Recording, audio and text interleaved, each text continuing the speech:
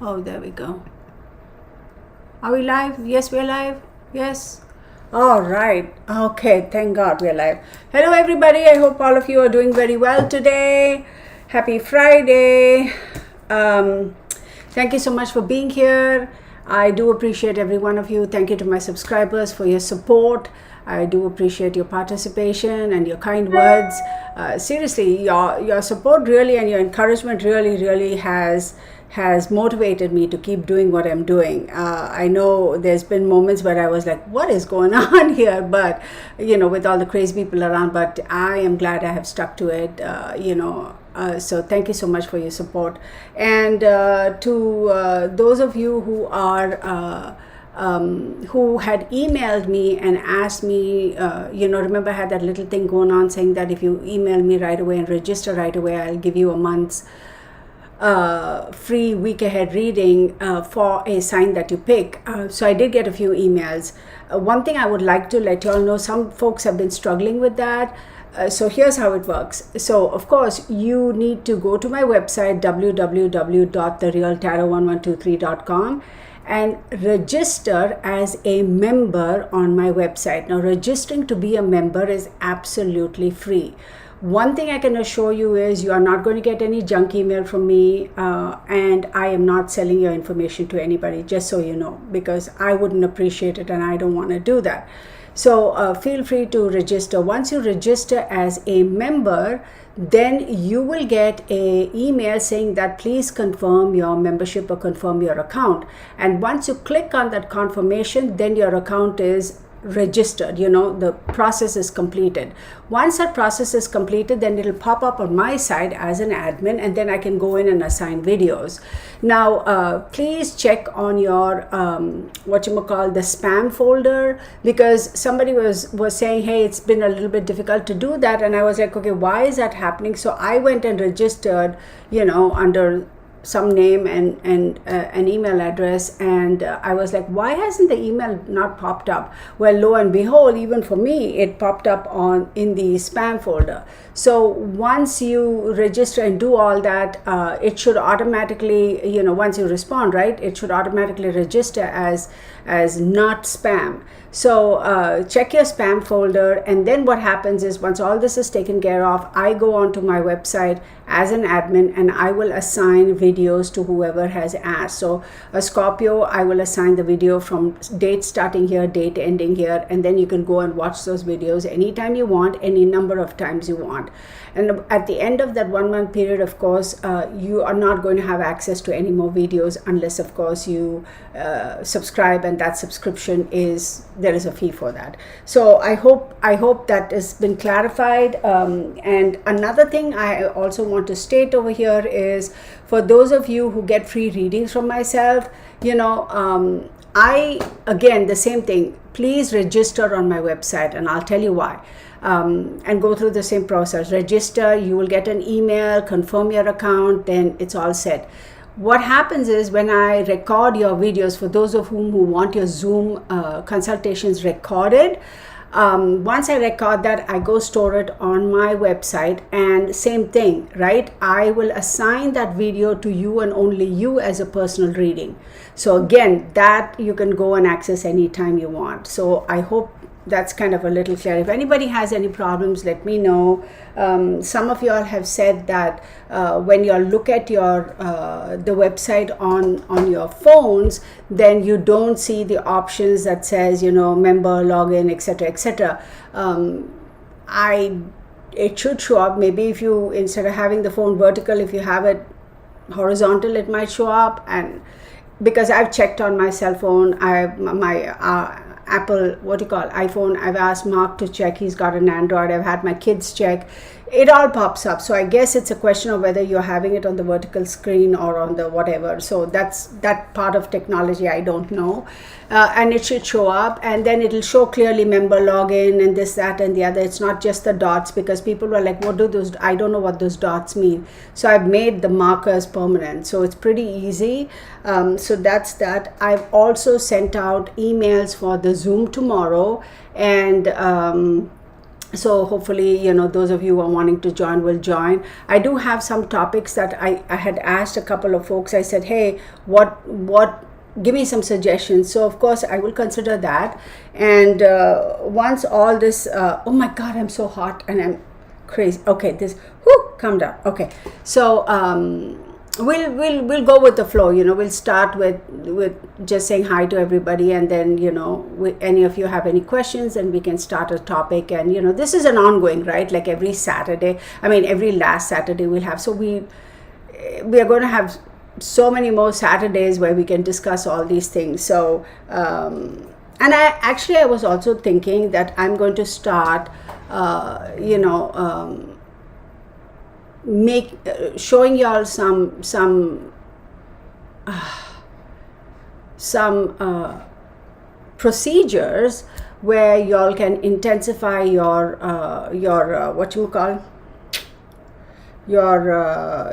when you light the candle for setting a new intention or things like that. So it's going to be interesting. So before I go on gabbing here, let me say hello to Courtney. Hey, Alia, I'm trying to figure that out as well. Okay, I don't know. Hi Courtney, hi Alia. Then we have Susie Q. Hey Susie Q, Debbie Bagley. Then we have who do we have? Scout Inquirer, I think I just saw her name. Connie Torres, hello. Tammy Smith, hello. Sherilyn Schaffner, hello. Carrie Finlay, hello. Then who do we have? I'm sure people are going to be joining in. I saw Courtney and I saw Alia, and then how I had scheduled this for 7, then I went back and scheduled it for 6:45 to change so that I can start it earlier, but for whatever reason it wouldn't do that. I don't know. Anyway, so Connie, Ali, then Courtney, of course, I said hello. Carrie Finlay, hey girl. Delvin, hey Delvin. Oh, I'm sorry.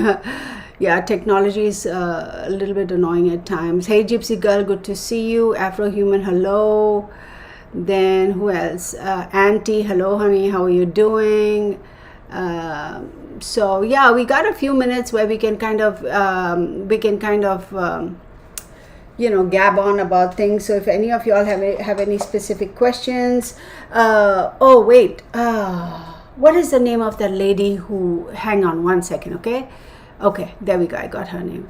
So no specific rhyme or reason as to why I pick certain cases to do. As you all know, there's no agenda, no preferential treatment or anything like that.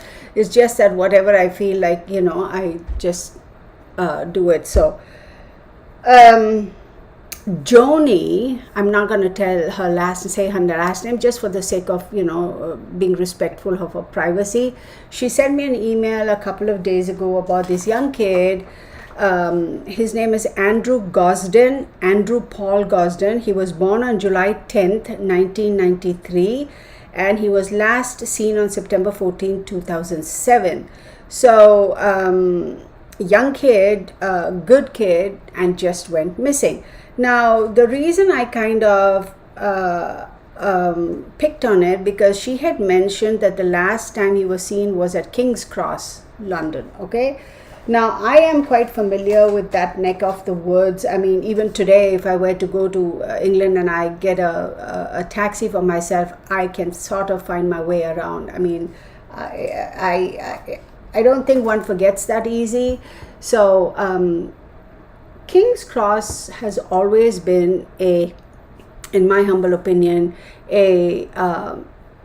oh yeah, it's Eid next week, yeah. So it's always been a bit of a hotspot. Let's just call it that. My first experience, and I'm going to share a little bit of background information, is when I had gone. My aunt, who was my guardian for a brief period of time, she lived in Bromley, Kent, and we would. Whenever vacation, we would go around. That was when I was studying overseas. She was my guardian because she was the closest to where I was, and we would go visit and of course do the usual, and you travel by metro quite a bit. London Rail is so convenient, And my first experience over there was, I remember I was with 4 of my friends, and it was, I couldn't explain it. I just felt, we were 3 girls and 1 guy, and we hopped on and we were just doing whatever, bunch of young adults, going wherever. Hey, let's go here, let's go there, whatever. And I remember I had a really, really vague feeling of emptiness. I can't explain it, y'all. Really vague. I mean, I was too young and life was good. I had no worries, knock on wood, at that time, and I can't complain now. I'm very blessed. Just a great feeling of emptiness. I don't know how else to explain it. It's like a void, like just feeling empty. And I kind of shrugged it off, and immediately I think, not immediately as in like that, I think my friends kind of noticed that I had kind of gotten really quiet, and they were like, Kirtana, what's wrong? Are you feeling okay? I said, yeah, I'm fine. And they were like, what happened? You just went all of a sudden really, really quiet. I said, oh, I was just enjoying the scenery. I didn't want to tell them. And then one of them, she said, no, it's not that kind of a quiet. You went quiet, like still. And I was like, oh girl, you're just imagining stuff. And I brushed it off because I didn't want to share with them. And for those of you who have experienced that, I hope you all have not.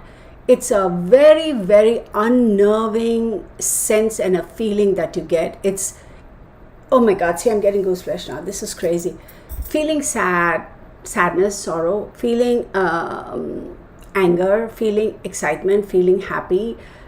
Those emotions is something else, even feeling sorrow. What is going on? I'm like feeling all kinds of things, like, anyway. So those feelings, I have to say, God, okay, here we go again. My OCD. Okay. Those feelings you can kind of deal with. Now, let's not go too deep into it, because when we talk about sorrow, that's different. But this feeling of emptiness, feeling that void, it is so intensely, it's so intense, and it has such an impact on your psyche that you feel completely at a loss, like a total helplessness, not knowing what to do. I cannot express it any more than that. So that was one experience I had. And a couple of times as an adult, when I've gone there to visit, etc., my son was studying in Liverpool, England. He did his, what do you call that thing? I forget the field of engineering he studied in. Oh my goodness, I'm having a brain fart. It'll come to me. So I'd gone and visited, etc. My niece lives in England, etc. Anyway, a couple of other times I had that same feeling, and I was like, yeah, I'm not going to delve into it. I'm here to meet people, to visit family. I'm not going to open that door.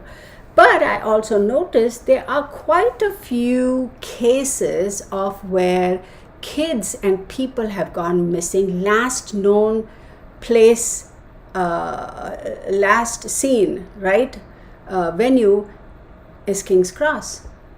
So when this case popped up, when Julie sent me this email and she said King's Cross, after all these years, it brought me back those memories, and I was like, there's something to it. So I actually stopped, responding to my emails and all that, and I actually quickly drew a set of cards, and just to see, like, am I on the right track? Am I thinking right? Let's delve into it. So whatever answers I got, it seemed to reiterate the fact that there is a particular energy tied to that piece of earth over there. Now, what kind of an energy? I really am not going to go into that. I'm not going to explain it any further than what I have just explained. Suffice it to say that that energy around that particular area, there's something over there. Now, can we all just assume any place that a victim was last seen, there's a weird energy there? It doesn't necessarily apply all the time. But King's Cross, for those of you who live in England and London, if y'all follow any other tarot or medium or whatever, look around, and or even you don't need to follow a psychic or a tarot or a medium, tarot reader or medium, anybody. If you ever get a chance to go via through King's Cross, don't purposefully say I'm looking out for something. Just relax and see if you pick up any energy. You will know, okay? Like I have said many a time, every one of us has that ability to be in tune with the other energies around us, for lack of a better term. It's just that we don't give it permission and we have not accessed it ourselves. So that's why I decided to do this. Okay, I've gabbed on quite a bit. There are some other folks who have joined in here. Let me say hello. Or did I miss anybody? Probably not. Elizabeth Angiano. Elizabeth, send me an email. I don't know if I have your email. I wanted to send you an invite for the Zoom tomorrow, Elizabeth. Just send me an email saying request for Zoom invitation, and I'll send it to you for tomorrow. So, okay. It's a weird energy, y'all. So, now let's get into this, right? So, as I said, Andrew Paul Gosden, born on July 10th, 1993. So, he's a Cancerian, and last seen September 14, 2007, which is Virgo season. So, his first house is Cancer, of course, Sun in Cancer. And his third house is Virgo, and his fifth house is Scorpio. Okay, so and his eighth house is Aquarius. Now, if you ask me why do you do all this, let's not get into that. Let's just say wink wink, trade secrets. Okay, and then I also did a little bit of whatever it is I do, but King's Cross also vibrates to 8th, which is very, very interesting, because if you go by their names, they both vibrate to 8. Now, I can get into the cartography and do the axis and, the coordinates and all, but that's a whole nother ball game. I can do it. Have I done it? Yes. It takes a lot of time, so we won't delve into that. So let's get started. We'll see what this energy is about, and then we will. And then I had also Julie had. I hope Julie's here. I told her I was going to do it today,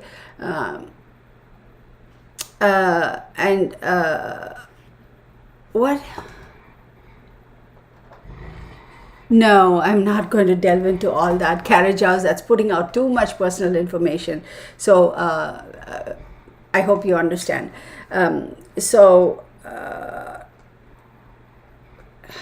was going to say something right now and I completely forgot. Cartography is very, very interesting. And you can actually pinpoint certain geographical areas and locations as to why certain vibrations exist in certain areas and not in other areas. At some point in time, when I'm not running around like a headless chicken, which seems to be the way things have been, and I'm not complaining, it's good to be busy, I will actually do a cartography kind of a thing for King's Cross and see what comes up with that.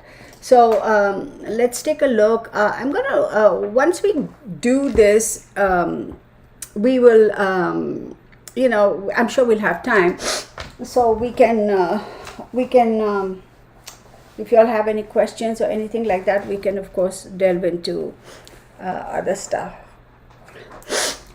Excuse me. One thing I want to say though before, hey Pamela, how you doing?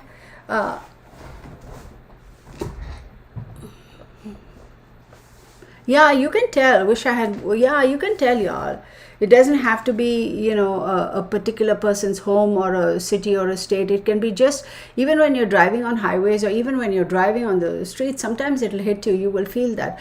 What I was going to say was,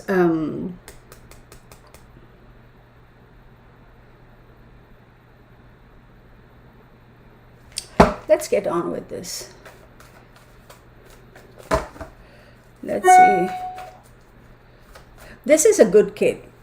Okay. Of course, in the email, Julie had said that recently 2 people were found. Oh no, actually it was Gypsy Girl who said that 2 people were found guilty, etc. And that sort of thing. Hey Alia, she's all excited about Eid, girl.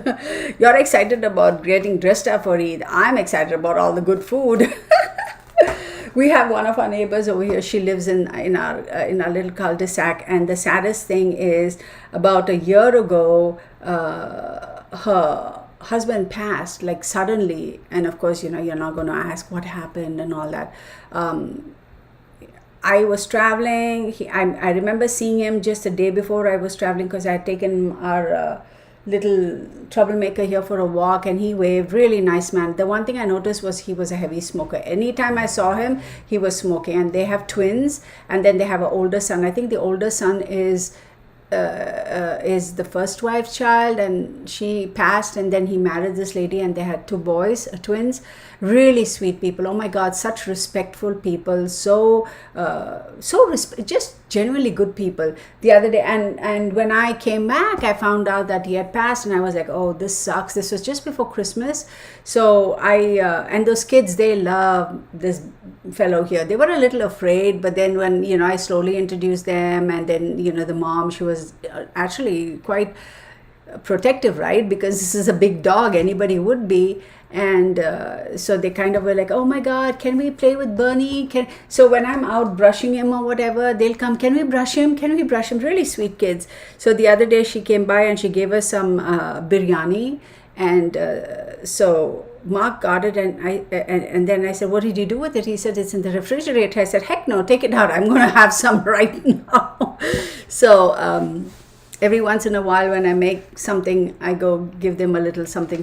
They really do. Very sweet people. So yeah, I'm all about the food, girl. Let me tell you that. So, oh, I'm sure you would, Alia.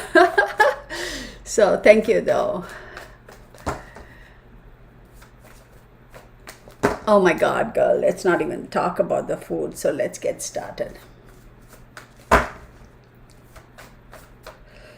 Okay. Oh, I forgot. Aries,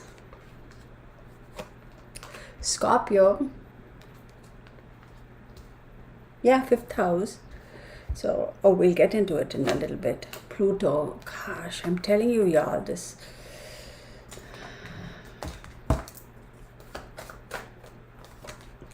Leo. I don't know why Leo is popping up. And Capricorn. So this is a bit odd. I wasn't expecting the fire signs to pop up, in all honesty, and I was actually not even expecting Capricorn to pop up, because I'm like, I don't know for what reason, but I wasn't expecting it. So let's dial it back. Actually, let's do this.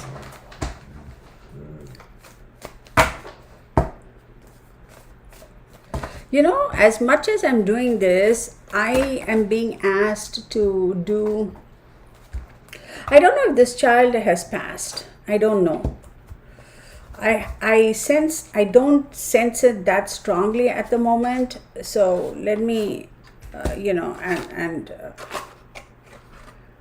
oh my God, this deck I've had since 2014, y'all. This deck of cards. You get that little thing inside that gives you the calendar 2014. Let's see, April 30th, 2014 was a Wednesday. I had to look that up.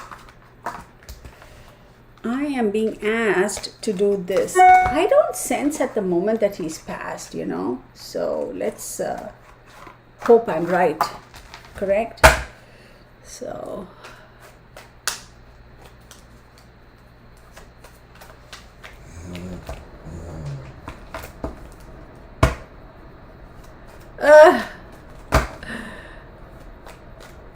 Okay.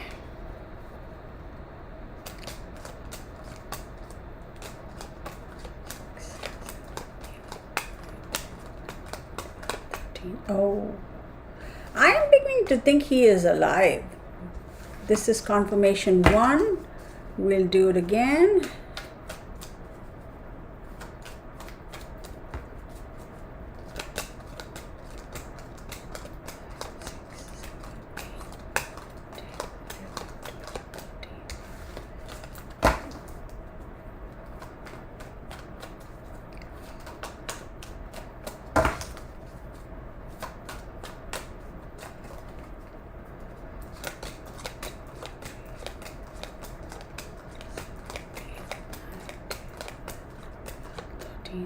I believe there is because I got the three aces, I do believe very possibly he is alive or was alive for a it's not like they picked him up and he just passed right away. But the one thing that was pretty consistent was the jacks and the king. So I feel that there could be another young child around that age also missing at that time, and that would be a male child. And when we talk about the king, there is one person who is obviously the running of that thing, and the two queens also popped up. So I do believe it's a group of three. So one of them is for sure a male, and the two queens, now here's the thing, the two queens could mean female, but I sense that the two queens I'm going to say it, and again, no offense, man, these two queens could be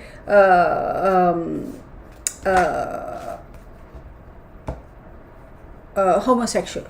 Okay, so that's the sense I'm getting. Hey, Rockin' Robin, Pandora Sparks, hello, girl.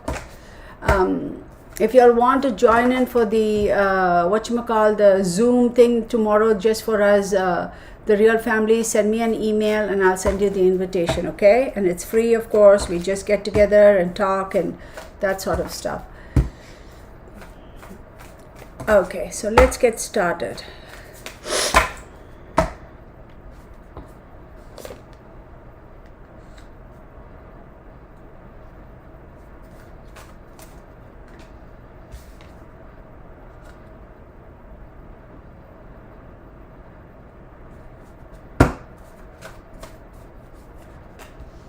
I'm not surprised now because the sun card keeps popping up. The force, the sun, Leo, very strong Leonine energy, that fire energy, and I wonder what that is.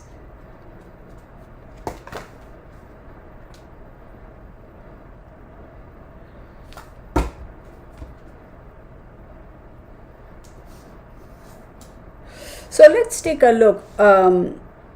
So we have the Aries. Oh, I didn't show y'all, right? My bad. So there. That's how I stack them up. Watch me now go crazy because I stack them nicely, and now when I lift them up, they're all going to be all over the place, and I'm going to be... Seriously, y'all, I feel like I'm losing my mind sometimes because I've become so... And it's the funniest thing. You'd think that being visually OCD applies to every single thing. Not really. I can't explain it.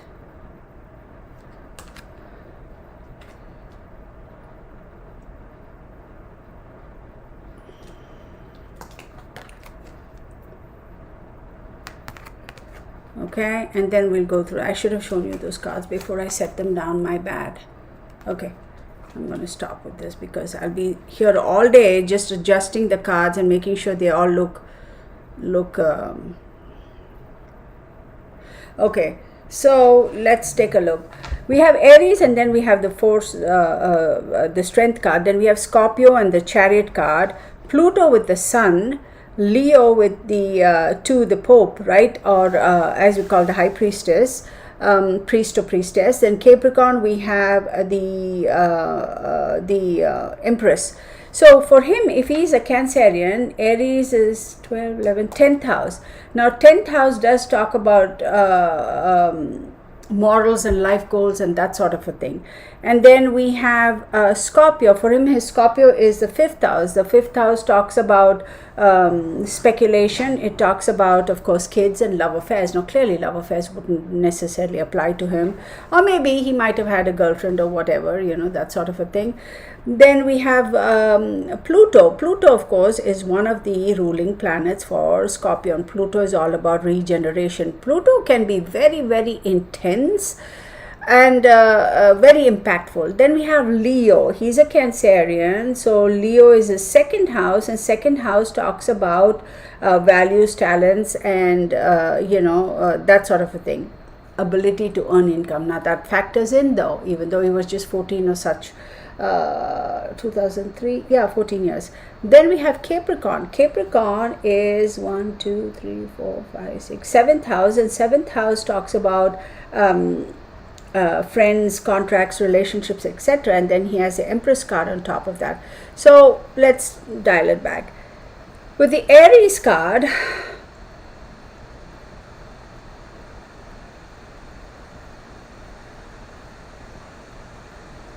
This kid, I would say, would have been pretty focused and pretty clear about what he wanted to do in life, because the 10th house does talk about career, life goals, etc. This kid, I would say, was pretty, smart in terms of what he wants to do in life, his life goals, where he wants to be, how he wants to go about doing it. Quite a responsible child, and quite a smart child, like intelligent wise, IQ, smart kid. Then you have the Scorpio, which is his 5th house, and 5th house talks about speculation, etc. And then you have the Chariot card over there. Now the Chariot card is a Cancer card, and the Chariot card does talk about maintaining focus, etc.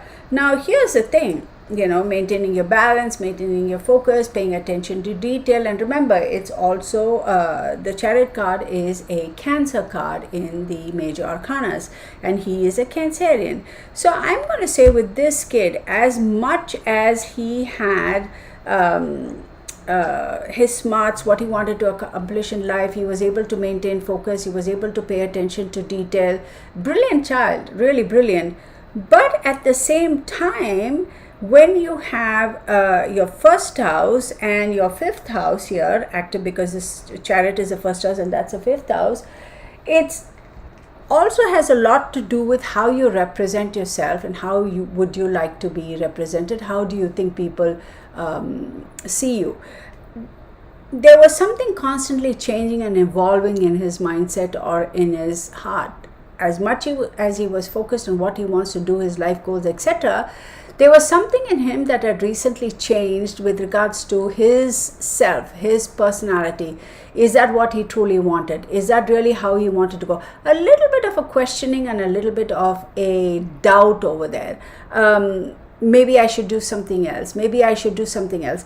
Now with this also, Cancer is also represented by the moon and very fluid in terms of emotions. I'm going to say briefly before he went missing, I'm going to say about 8 months before he went missing, there was a kind of an emotional shift in him in terms of emotional as well as a mental shift in him, wanting to reassess his identity, how he perceived himself, how did he want people to perceive himself.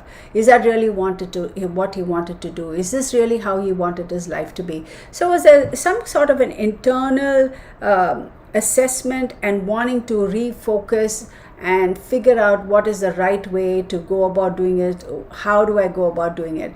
But he was quite focused in terms of that assessment, and I think he was coming to terms with, okay, this is what I really want, like moving towards a kind of a decision or an assumption or a understanding.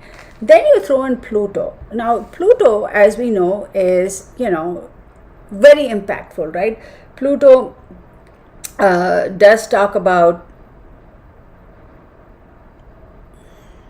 forgive and forget.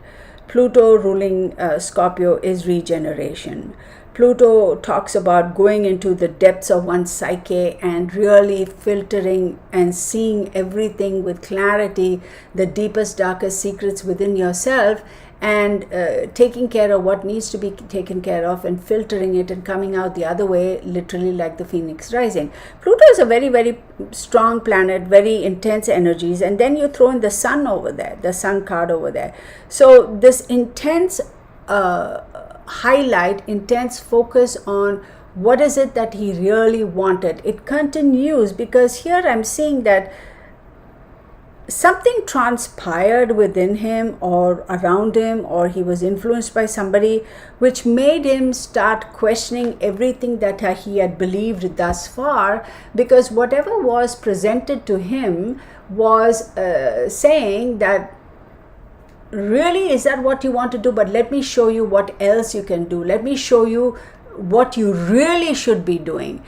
I would say this kid was influenced by certain elements. Okay, am I going to say at this time he was recruited? I'm going to say he was influenced, because he's a very smart child, I'll tell you that much.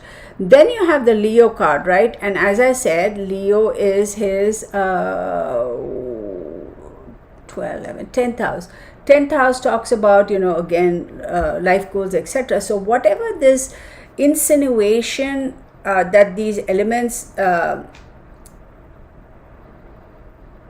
whatever they insinuated as far as he is concerned, they were trying to show him a completely different trajectory and saying, this is what your life goal should be, and this is where you're going to be really successful.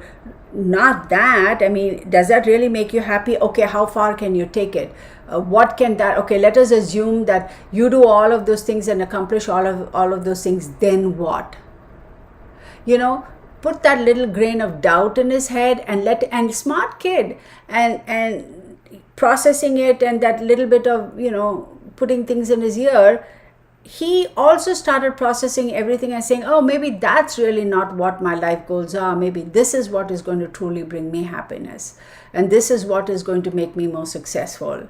And then you have the Capricorn card. And Capricorn, 1, 2, 3, 4, 5, 6, 7th house. 7th house talks about contracts and relationships and friendships, etc. And then over that you have the Empress card.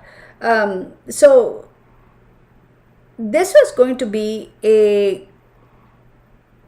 actually, let's go back to the Leo, because I didn't talk about the High Priestess card.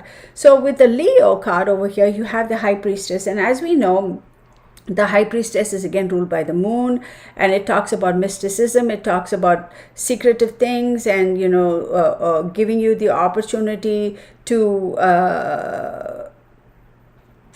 not giving you the opportunity. What I'm trying to say is almost presenting to him that this was a very closed group of people who had the power to do this, that, and the other, and who could really make things happen. So creating a little bit of an illusion even, because with this moon card, there's a lot of secretive things that are going on. But this kid, as smart as he wasn't mature enough and didn't have enough life experiences to be able to read the truth behind the words that they were saying. And you can't blame him, 14-year-old kid, right?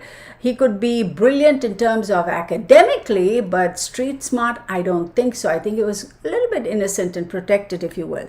Then with the Capricorn card, you have the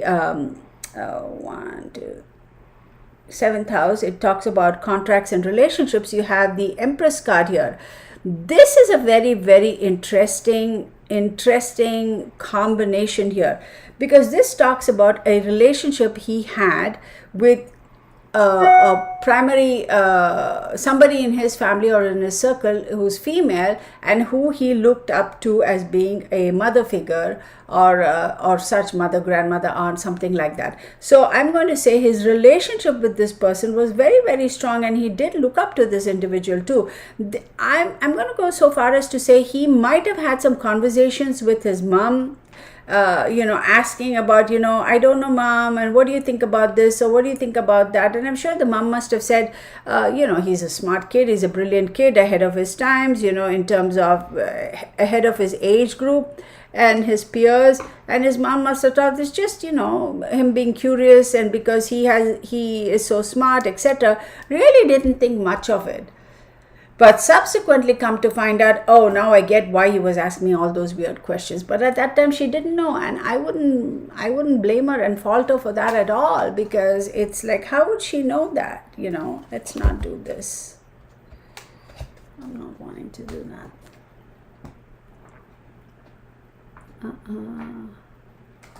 I'm gonna go to this guy. Very unfortunate, y'all. It is how they manipulate these kids. We think, we really think that, oh, this child is smart, this child, nothing will happen. Look, at the end of the day, as human beings, male, female, whatever age, whatever demographic, however old or young you are, we are all susceptible to to manipulation, emotional manipulation. That's how it starts. I can talk about me being every single day I'm being manipulated, every single day, y'all. I kid you not, every single day. And some of you will completely comprehend what I'm saying. I am emotionally manipulated by the not so saintly Saint Bernard every single day. Okay, seriously. I mean, it's like a constant shakedown every day for treats, and he knows so well and he knows exactly when to come and bug me for it. Even now, just before I started this video, I was just sitting with Mark and just, catching up about the day and stuff, and he wouldn't let me sit. And he basically, I don't know if you can see on the camera, I have a big scratch over here. He pawed me, and of course, being a big dog, I'm not upset with him. And he's like, Mom, come, I'll show you where the treats are kept. And if you tell him, okay, show me what you want, he will actually take you to wherever whatever it is he wants. So if he's run out of water in his bowl, he will take me to his bowl, and I'll be like, oh, you're out of water. Or, your kibble has come down by half, and God forbid that's not enough. So this kid well, there you go. He'll take me to the door to say, I want to go out in the front yard, or I want. So he's very smart that way. And he takes me right over there and he goes, okay, this is the treat I want. It's like constant. So on a side note, I had to say that. But seriously, every single day, right? So having said that, we may all feel that, confident that we are not going to be susceptible to emotional manipulation. But every one of us is. A simple thing, look at all the advertisements on TV and things like that. What are they trying to, So how best can we protect ourselves? I mean, being very cognizant of our mental state, our emotional state is the best you can do. You never know how people can come at you, okay? Now, having said that, I have recently had a really crazy experience, but we'll get into that another time. And I was very, very upset. But then again, I did the best I could, and I was very transparent and I suppose trusting. But then now in hindsight, when I look at it, in all honesty, my trust was earned. So now talk about manipulation. We'll get into that. So, and then you look at these kids, right? These kids who are, like I said, they could be book smart, they could be, academically very smart, but are they emotionally mature enough? Do they have enough life experiences that aspect of their brain will kick in and protect them from being manipulated like this? Not really. You can't expect that, right?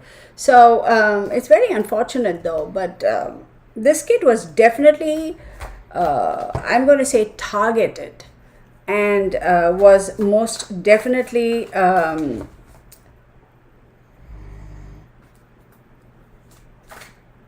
exposed to certain ways of thinking, certain castles in the air, that kind of a thing, and he was drawn into that. He was susceptible. So very unfortunate, very unfortunate.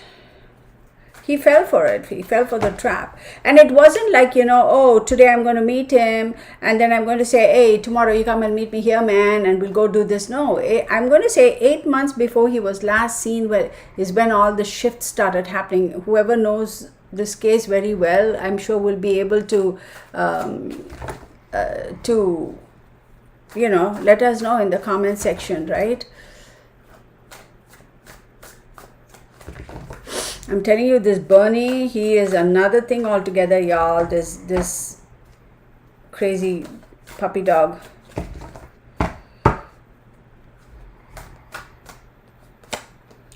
So we have the Six of Cups, okay? Then we have the Star card.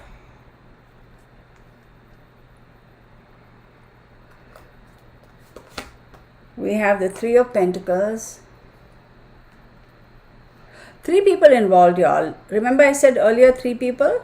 So a guy who I would say, for lack of a better term, is the main organizer, kingpin or whatever, and 2 other people. I'm going to take these 2 cards. Then we have the Two of Wands.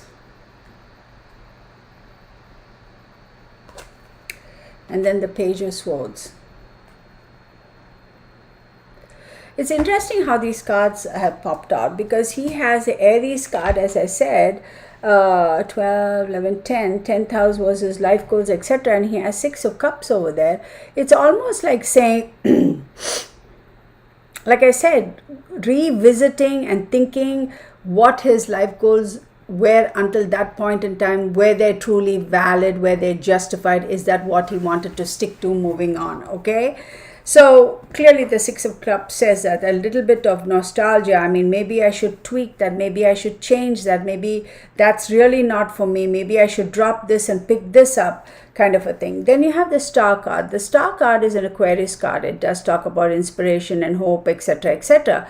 Now that is on the Scorpio card, and the Scorpio card, as we said, this is 5th house, right? So 5th house and the Chariot. So there was a little bit of a speculation. Like I said, 8 months. This card also talks about speculation.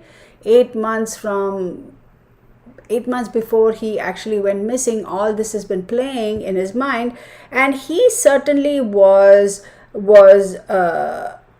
given, inspired by something that seemed really fanciful and seemed really awesome to him. It was almost like planting a seed in his mind, and that inspiration and that offer of help that we can make it happen for you is what really pushed him towards taking up that offer. Then we have the Pluto card, and then the Sun card, remember I said, and the Three of Pentacles. This clearly does show me that he was watched and observed. He wasn't somebody who was, it wasn't a random pick like saying, oh, eeny, meeny, miny, moe, let's pick him. That wasn't how it was done. He was observed, okay, either in school or whichever organization he went to participate in, any whatever that case may be. People observed him. They were watching him very, very closely and monitoring him, and this particular group of people are going after a certain demographic for a reason, for a purpose, a certain IQ level. I'm going to say there's been another male child who went missing around the same age, around the same time. For their IQ, they are not just randomly picked up for just for that. They are targeted for a particular reason. Then you have the Two of Wands. The Two of Wands is on the Leo card and the High Priestess, right? And as we said, the Leo is the second house. Second house is values, talents, etc. Ability to earn income, his values, his talents. He's a really brilliant kid. You have the Two of Wands. This Two of Wands is saying he was shown that, look, you can take this opportunity that we're giving you. You can, you literally have the world in your hands, and you can go whichever direction you want to go with this, as opposed to those other goals that you might have had, right? Like, for example, I'll give you a scenario as to how they could have manipulated him. They could have said, okay, you're going to have to go to college, you're going to get a scholarship, but still there are monies you have to pay. It's not all free ride, you know. You still have to bear some expenses and, you know, this, that, and the other. But here, you know what?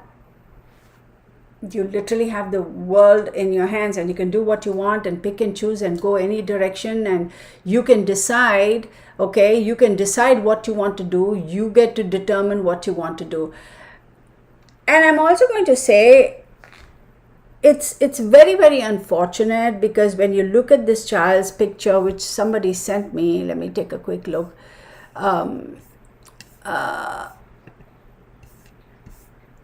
He is a really sweet looking child. I mean, smart, intelligent, good kid, man. I mean, I don't want to go into that now. It kind of makes me upset.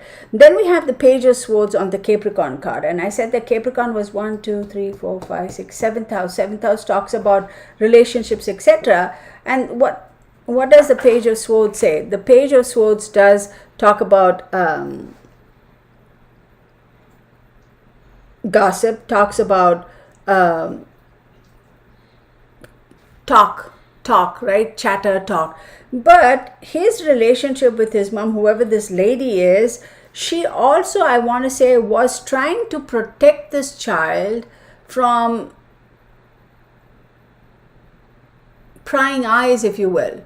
And she's trying to stop people from she's trying her best to stop people from gossiping and talking about this case and her child and everything. But I don't think she's being very successful as far as that is concerned. It's very unfortunate. After this case, it's let's take a look and see what else pops up.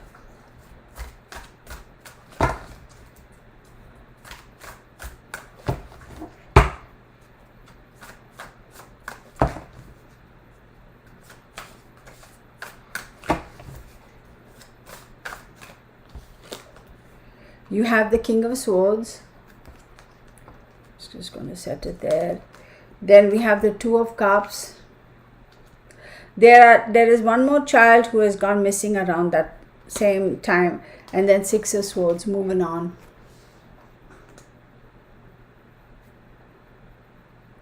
This King of Swords is somebody who is super, super harsh, who's super quick in making decisions. And again, it's like three people, y'all. Three people are responsible. This King of Swords, there's a lot of synchronicities over here. So there are three over here, three over here. And then you have the Two of Cups here, Two of Cups here. I have the Six of Cups, Six of Swords.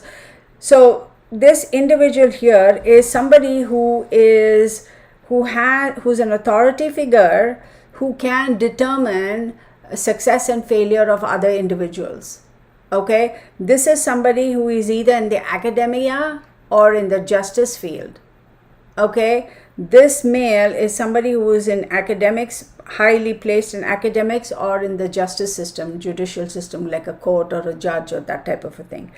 The Two of Cups is telling me there is a partnership, and the Two of Cups is also telling me that there is one more individual around his age who has gone missing around that time.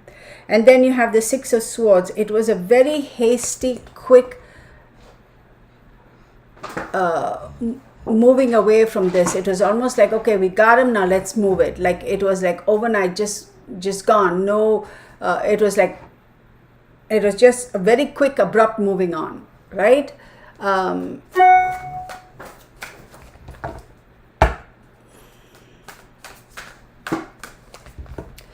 Wait, I'm missing some. Okay, so she says, hey, what you doing, boy? So she says, okay. She goes, the Gypsy Girl goes, on January 11, 2022, detectives investigating Gosden's disappearance from South Yorkshire in 2000 announced that they had arrested the men aged 45 and 38 on suspicion of kidnapping and human trafficking. Okay. So, yeah, Susie, I agree with you. Okay. There is definitely a reason for it. Definitely. Absolutely.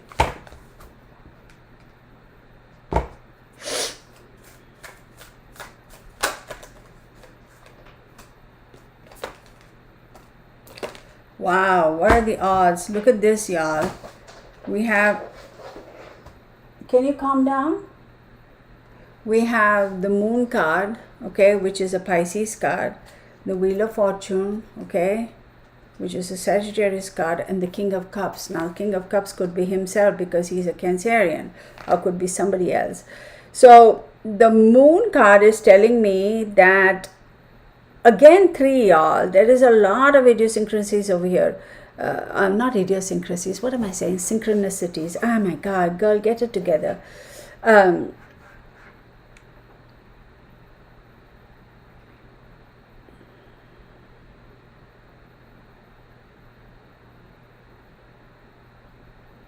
He was kept in that area in the sense that I'm not going to say he was taken out of the country or anything like that, but definitely say within 15, 16, 17, 18, within 180 miles or kilometer, I think kilometers, of where he was picked up. He was kept there for at least a good 2 months.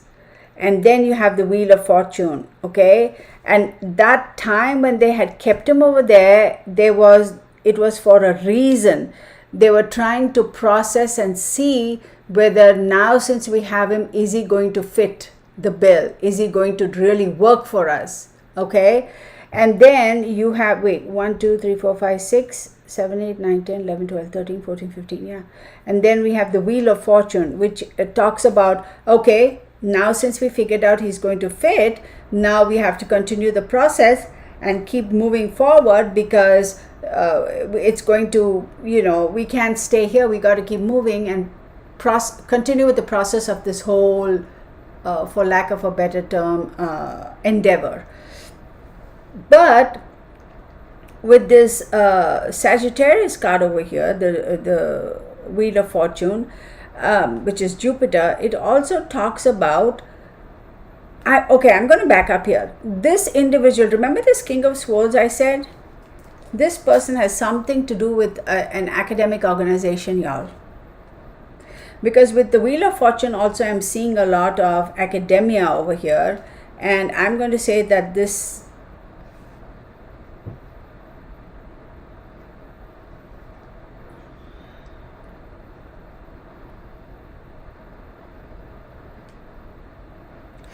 records were kept to balance the books. We have so many, we need so many more. We need to keep moving before we lose it. And then you have the King of Cups. This King of Cups is somebody I'm not really trusting. I don't think now in hindsight this was Andrew. I don't think it was Gosden. This King of Cups talks about somebody who is fighting very hard to maintain his emotional balance, fighting very hard to control his emotions. This person, for some reason, is feeling very, very overwhelmed and thinking about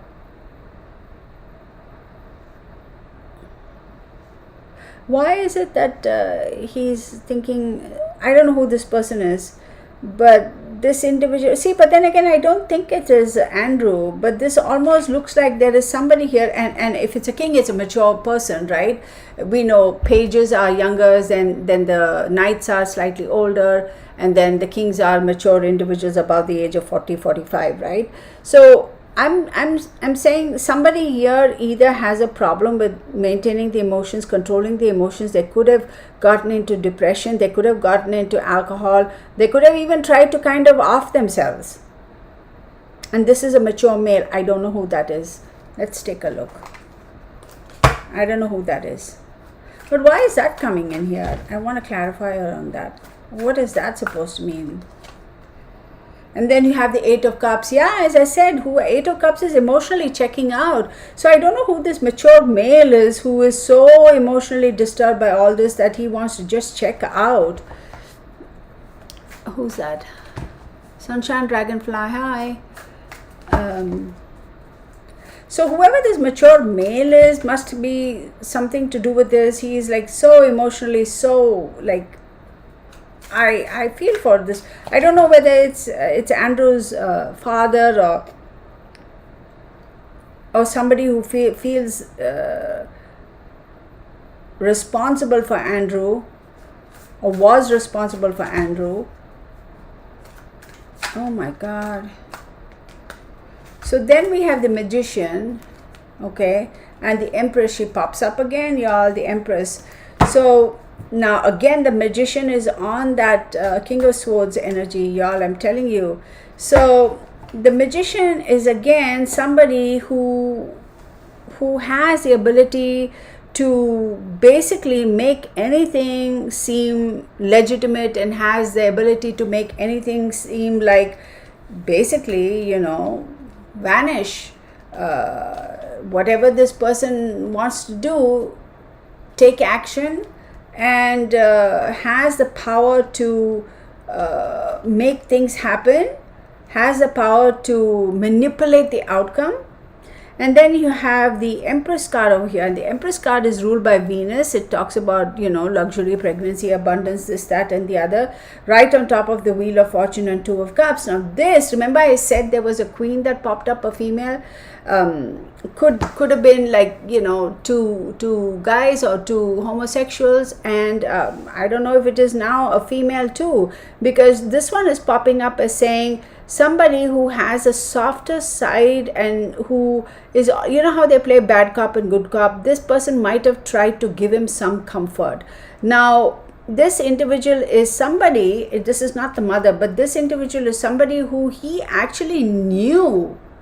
So I don't know if this is somebody who was working alongside this guy or alongside this guy.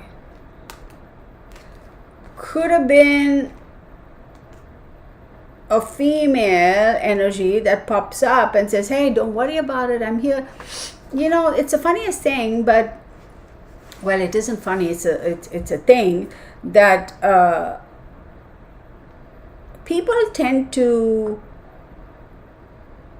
children tend to gravitate towards a female figure for emotional support more than the male. You get what I'm saying? So she might be purposefully used to offer that so this kid doesn't freak out or these kids don't freak out. But there's something about her that's very secretive too. And then you have the Seven of Swords. And the Seven of Swords does talk about, as we know in the traditional tarot, it says self-defense, protection against competition, this, that, and the other. I think this child quickly realized what was going on, okay, and did try to get away, but I don't think he was successful. Because you have the Knight of Swords who pops up and says, oh, this is getting out of hand really quick. We need to make a change and let's move him out of here and completely get to the next step in the process. And then you have the Page of Wands. You have the Death card and the Tower card. I hate when these cards pop up like this, y'all. So the Page of Wands talks about having a quick solution, knowing that you have to take quick action to resolve whatever situation was going on. The Death card again is ruled by, it talks about change and rebirth. And then the Tower card, disillusionment. So I think they figured out really quick that they have to take a really quick, fast action and change whatever that needed to be done. If not, the whole shebang would come to an end. So, but I'm going to say now that for whatever reason, this woman was eliminated by this, whoever this Page of Swords is. I'm going to say this woman was eliminated because they felt that she did something that was not in the script, and because of which it jeopardized their security, and so they had to take fast action, come up with a new creative idea to take action and move on. Otherwise the whole thing would have come down tumbling. And then you have the Queen of Cups. Page of Cups, now all the emotions are coming up. And Temperance. So once she was eliminated, okay, now the Queen of Cups does talk about having that nurturing support, etc. And the Page of Cups talks about a new offer, a new proposal, that sort of a thing. And the Temperance talks about finding the balance to make the right decisions, right?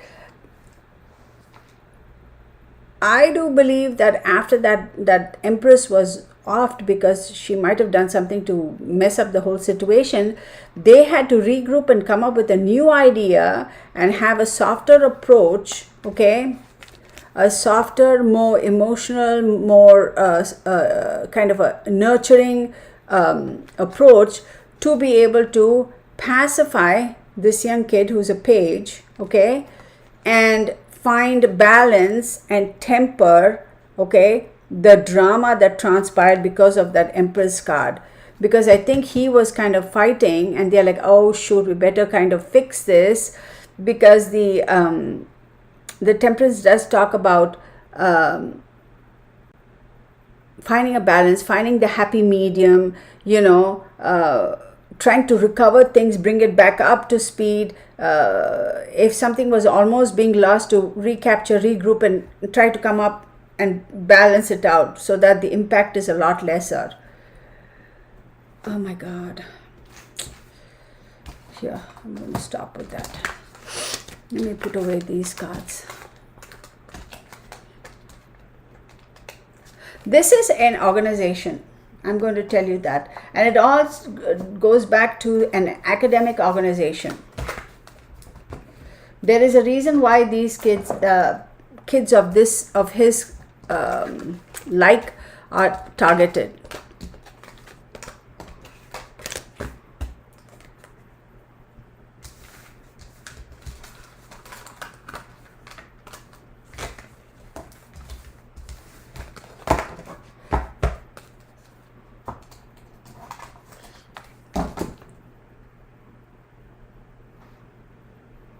Yeah, I'm sure they have guidance counselors. I don't know if he was in a private school.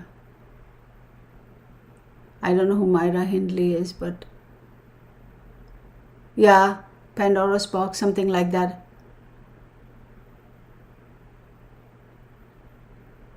Oh, okay.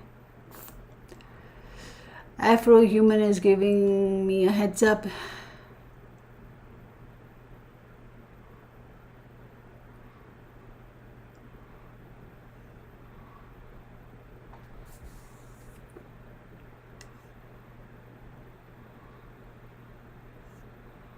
Hi, Rock and Robin.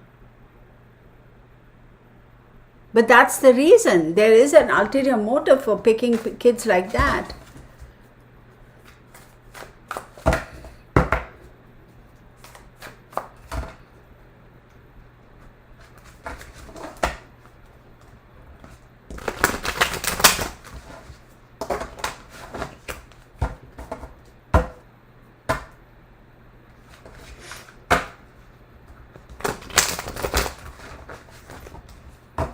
He was targeted for a reason.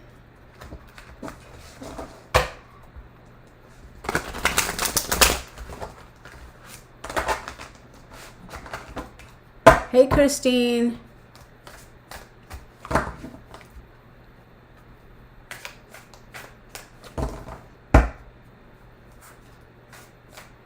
I didn't sense that he had passed. That's basically what I'm saying. And for once, I hope I'm right this time. Because when I drew my yes or no cards, I was basically shown that he is still alive. So, like I said, I can only see what's here. Oh, she was the one that approached the kids most often. Oh, okay. I remember that. Okay. See, but that's the thing, right? I mean, there could be groups and organizations that want to exploit, intelligence, people with, oh, wow, I didn't know this happened. Okay. I didn't know. All right. Are they all like that? Or it was just that one card? Okay. Because,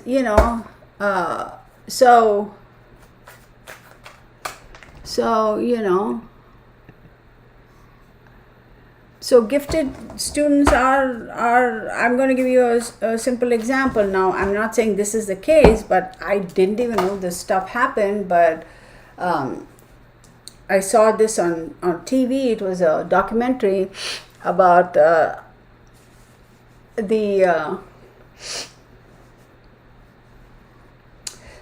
cartels, from South or whatever, how they used to import certain chemicals from another big country, from somewhere in the Far East, that is a communist country, and they were paying high dollar for that, importing those chemicals.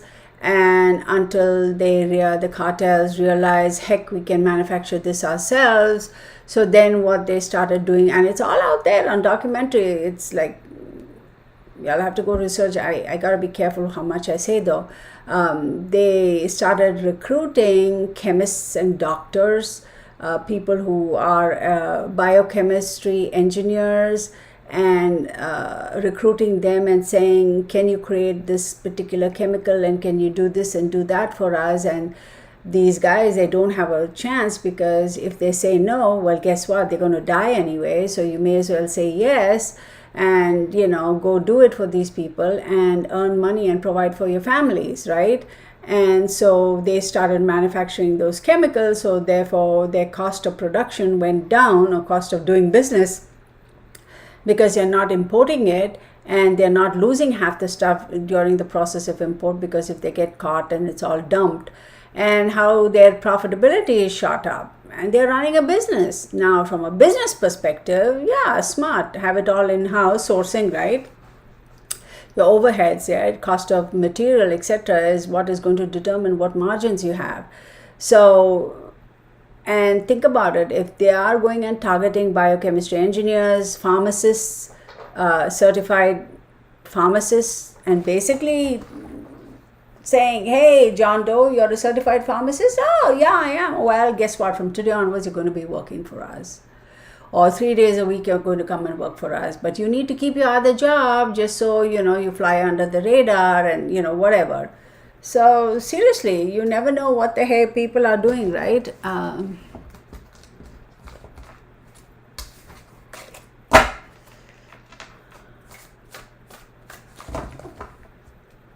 Yeah. Yeah, absolutely. Schools, that's where people, But even if he had Asperger's, which I don't know, I couldn't tell you, there was no need for him to just up and go like that, because yes, Sunshine Dragonfly, I see what you're saying, and that's the chemical I was actually talking about. So I hope he is alive. I truly hope, the Queen of Wands pops up now. Surprise, surprise. I wonder what she's doing here. Then the Three of Cups. This Knight of Swords guy is popping up quite a bit here. I wonder what his deal is. The Empress, she pops up again. Wow. And the Two of Swords. Hey, this is a weird draw, y'all. This is a weird draw.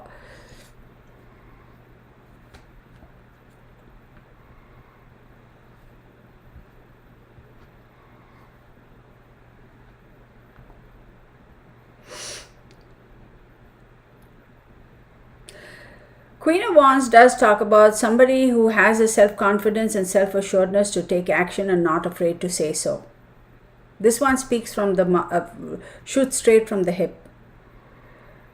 I'm also going to say that this Queen of Wands could be a male or a female energy, but this again is taking me back, reiterating academic organization for me. Three of Cups talks about three people, okay, successfully making this happen. The Knight of Swords is somebody who manages the whole endeavor to get things moving along really fast. There are multiple people in this group. Then the Empress card pops up over here. Okay, now the Empress card talks about, luxury and pregnancy, all that. But here it talks about, it's Venus. It talks about finances, right? So there is a lot of money involved. And these people who picked him up were paid well. And then you have the Two of Swords. Again, leads me to believe two individuals around the same time. And this is saying that they had to make a decision as to how to, like quick decision, right? Time to compromise and make a decision. Let's see what the decision was. Oh, why am I holding the cards like that? What's wrong with me?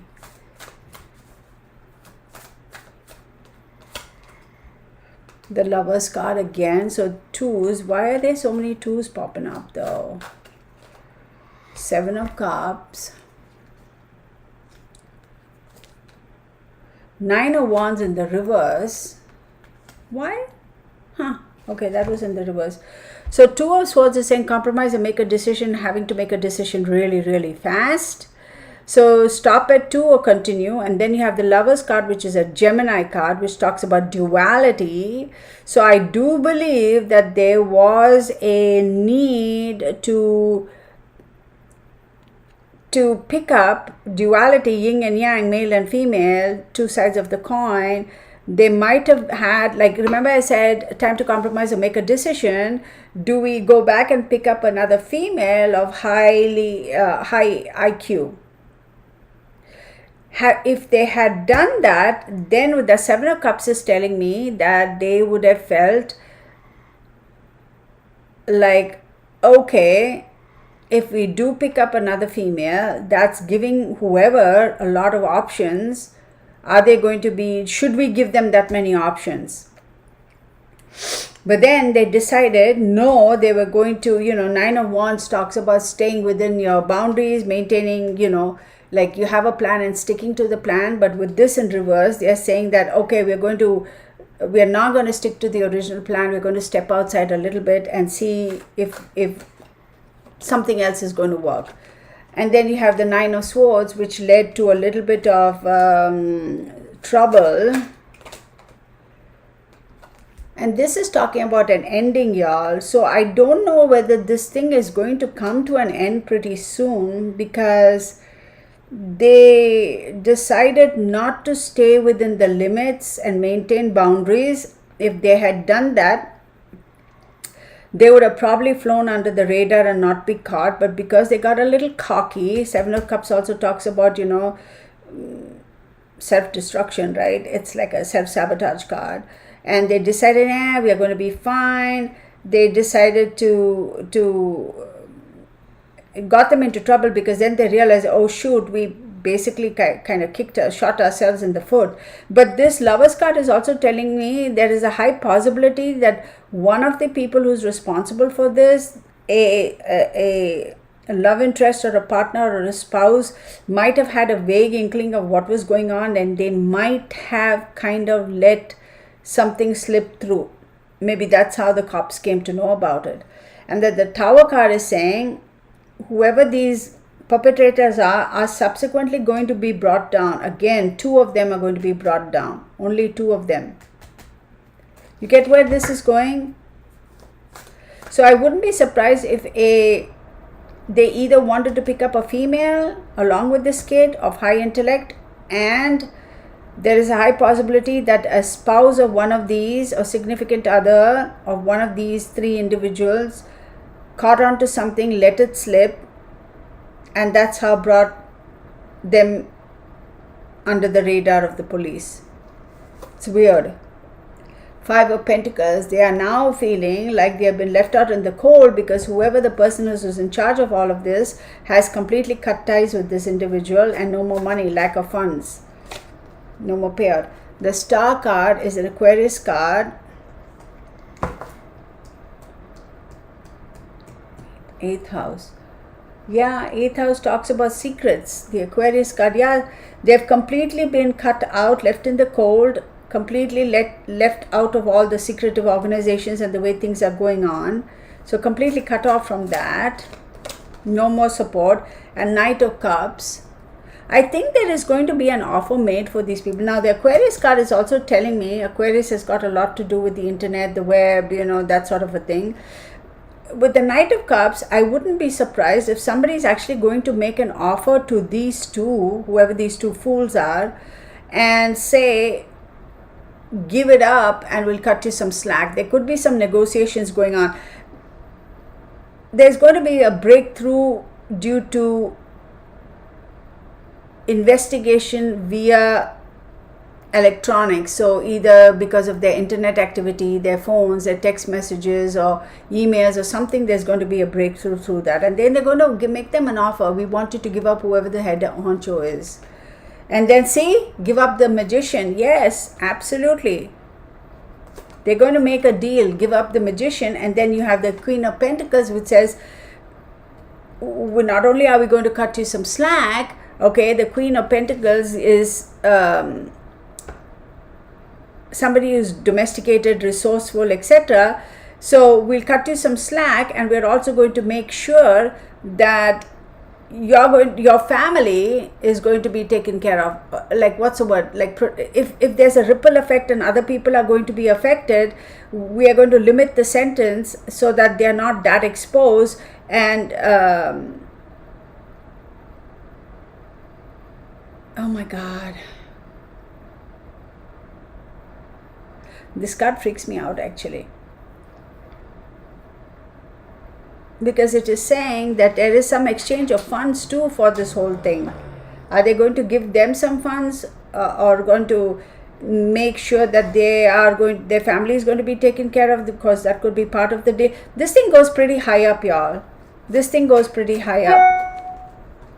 And the King of Wands also shows up. Are you kidding me? The Queen of Wands and the King of Wands shows up. Oh my God. The Queen of Wands, the Queen of Pentacles, the King of Wands, the Empress. Lot of people involved in this, y'all. Lot of people involved. I will tell you one more time, this has got a lot to do with organizations.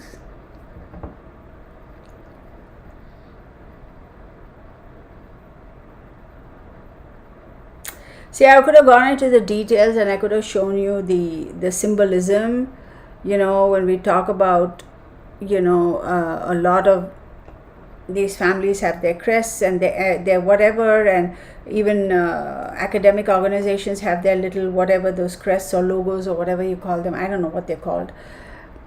I'm not going to point it out, but it is clearly, I'm going to do my own research. It's clearly obvious. It's like clear as day. You can tell. It's a question of narrowing down and figuring out which academic organization has these emblems. It's a bit scary. I'm going to stop with that because it's getting a little tricky for me and I don't want to get into trouble. So when so many people are showing up, I'll tell you this, there's a lot of high profile people, a lot of people with a lot of influence, a lot of power who are part of this. Slam dunk. That's it. People who are bold, who are not afraid to take action, who will first take action and then ask questions, that kind of people. Yeah. So, oh, they always do. They always do. They always do. Yeah, I'm going to stop with that because it gets a little bit tricky and I'm like, yeah, I don't want to deal with that. It is like, ooh, go. Yeah.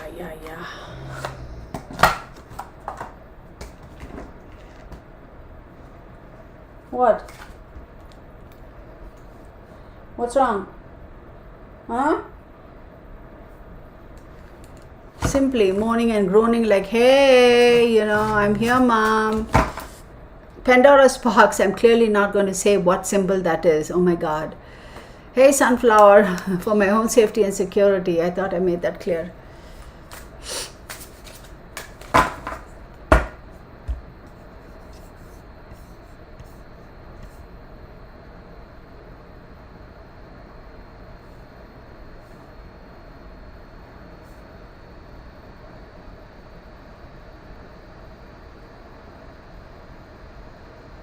Are you kidding me, Courtney? Hey, Danica, how are you? Oh, you gotta be kidding me. That is so far out there. That is so far out there. I gotta see that to believe it.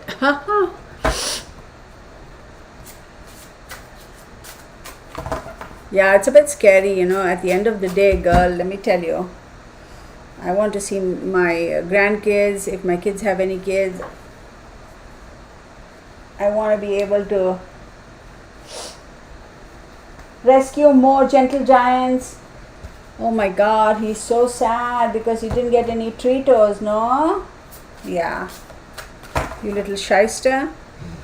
No, you don't need anything. No.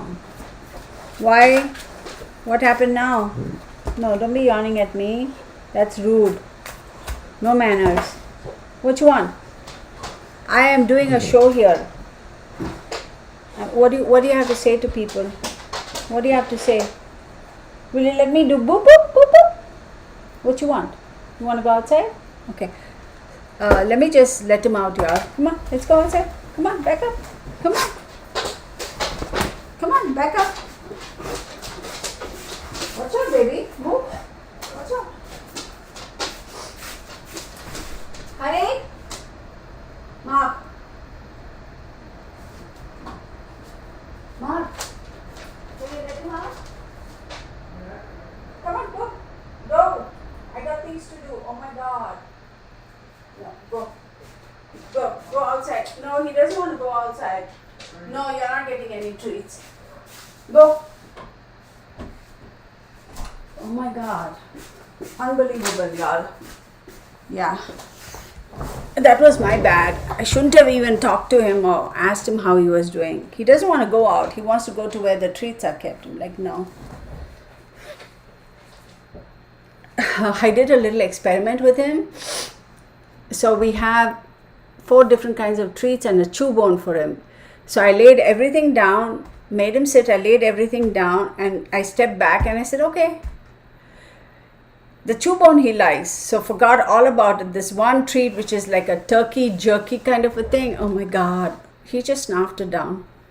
The others he hasn't even looked at. Once before he did that, I'm talking about 6-7 months ago, when I had just come back from my overseas travels, a whole bag, y'all. I get that from Costco. I don't know how many pounds it is, maybe 5 pounds or whatever. That whole bag. He didn't eat all of it, but he ate about 70% of it, and I freaked out. I was like, he is going to have a belly upset, and we have to take him and get his tummy emptied and all that stuff. And then, of course, I called the vet, and the vet said, I mean, if he is feeling uncomfortable because he's eaten such a large volume of that, then, bring him in, because you can tell if he's feeling uncomfortable in his belly. Oh, he was fine. Except for the next 3 days, he didn't eat a lot of kibble, but he kept drinking a lot of water. And I was like, and of course, his peanut swirlies were of another world altogether. But I'm telling you.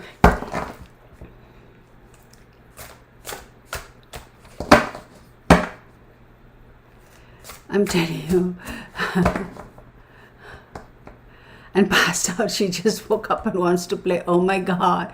Hey, Megan Lou, how are you? Good to see you. I kid you not. Okay, let's get some more from this, and then we can go on and maybe look at a couple of other things. Let me see.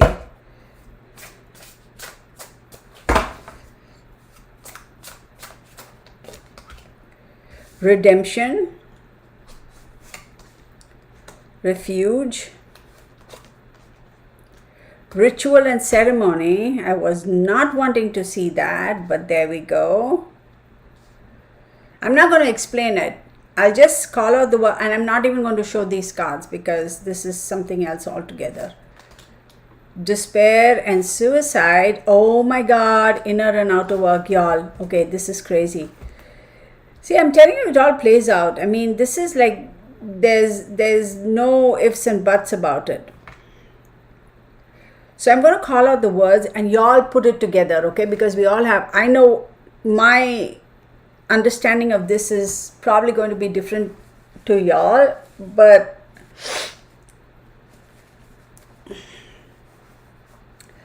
redemption, refuge, ritual and ceremony,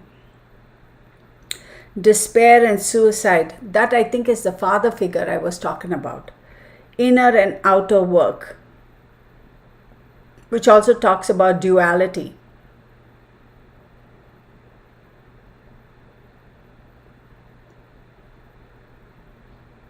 Ritual and ceremony could be, you know, all the other stuff under the nasty stuff that happens, you know, on the dark side of society. But rituals and ceremony is also associated with big academic organizations. Rituals and ceremonies, organized religion, you know, that sort of a stuff. So I won't expand on this any more than just say these words: redemption, refuge, ritual and ceremony, despair and suicide. Then we have inner and outer work. So there is going to be a lot of investigation. And I wouldn't be surprised. I mean, I do not know how Scotland Yard works or the London police work or whatever. There is also a lot of internal investigation, and also people looking at things from a distance. So it could be people who are monitoring all of this, watching investigative works, but behind the scenes. Behind the scenes could be paper trail, electronic trails, email trails, you know, internet trails, that sort of a stuff, right? So we just leave all of that there. Okay, I'm just going to leave that there.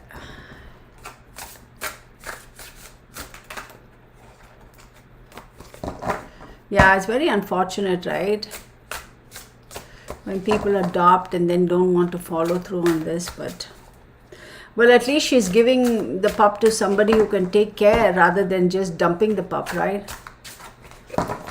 Hey, Carrie. Yeah, it's unfortunate. One more card. It's a mission. They are on a mission, y'all. Whoever is doing this investigative work is on a mission. There is a great desire for knowledge. Okay. Then there is a submission to a higher order. So that's interesting. Then we have transformation. And then we have propagation of light. Okay, this is very interesting. Very, very interesting. Somebody is on a mission, desire for knowledge, but they will be forced to submit to a higher power.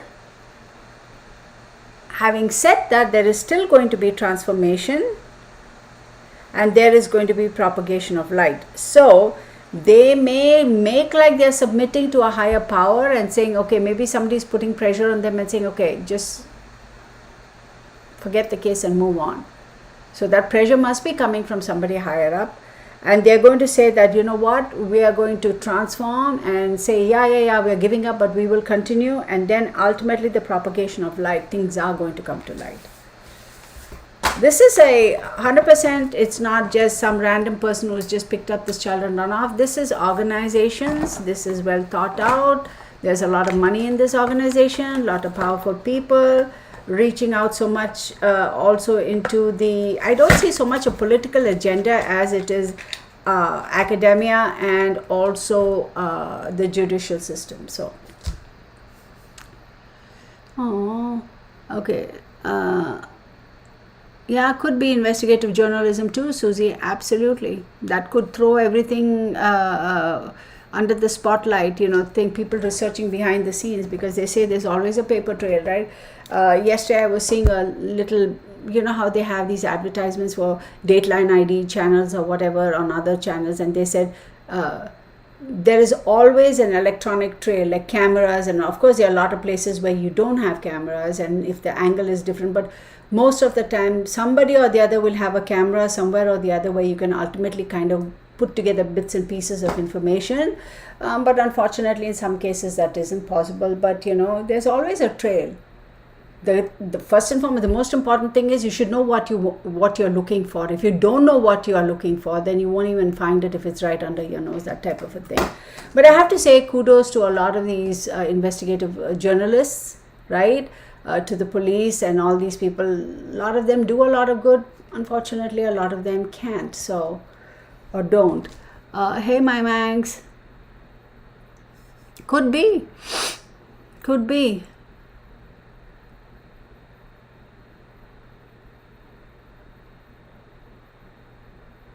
Oh, that's interesting. In Ohio, laws are weird about runaways. I see a girl in woods and told her mom, and she says, oh, let me tell you, honey, in my day, not only would they drag me back home, first and foremost, I wouldn't have the nerve to run away anywhere or loiter around, and all you need to do is look at that your mom and or your dad, and the expression on the face was enough to make you make your own peanut swirlies, and you'd come home and you would be whooped back into shape.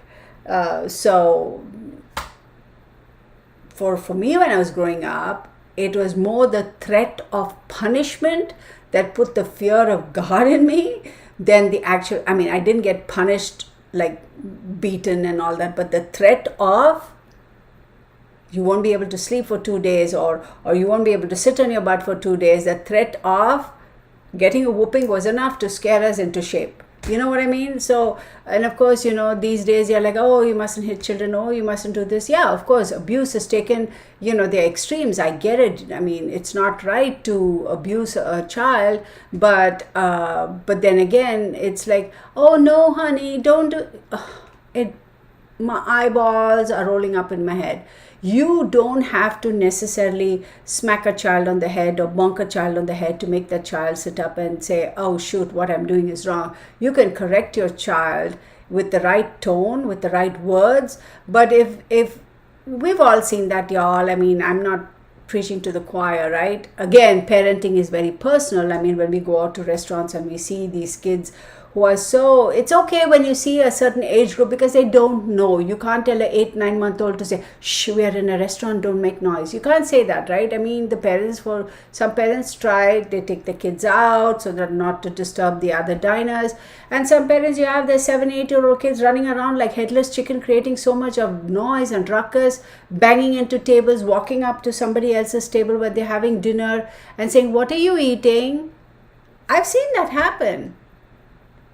And it blows my mind. I'm like, get a grip. Control your children. Teach them manners. Teach them how to live in society. The way, they're just kids. They need to be free.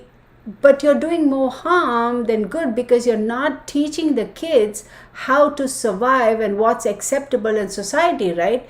They have to learn the right social manners because ultimately they are going to suffer. I mean, that kid is now 6-7 years doing that. Imagine that 16-year-old child running around like a headless chicken, just being a nerd, not a nerd, an ass.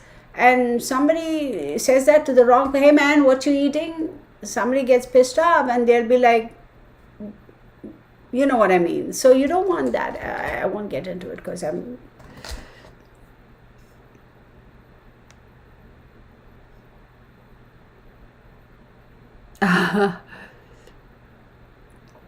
Yeah, the mum face, y'all. I kid you not. Hey, Lynn.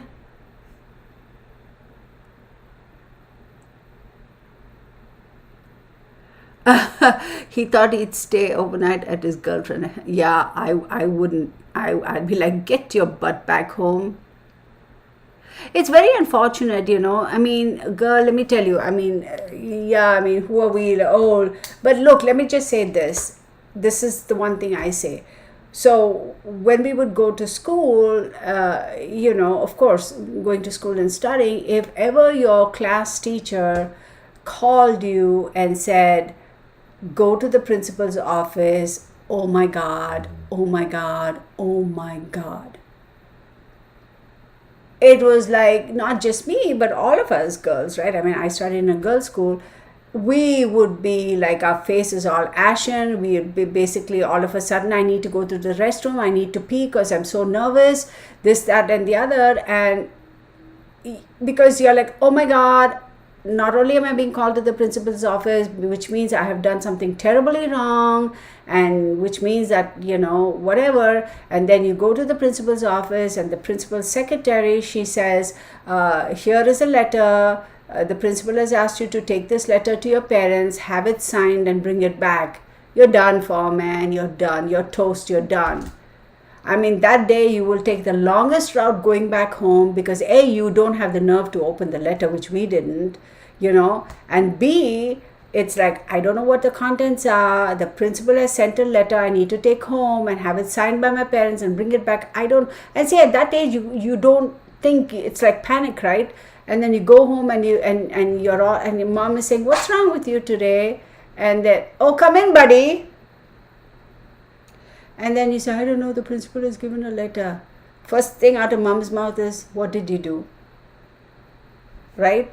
And of course, subsequently, they open the letter and it's like an invitation for this or that or whatever else, function at school or parents teachers meeting, like, please let us know, RSVP type of thing. But we as kids, automatically we believe.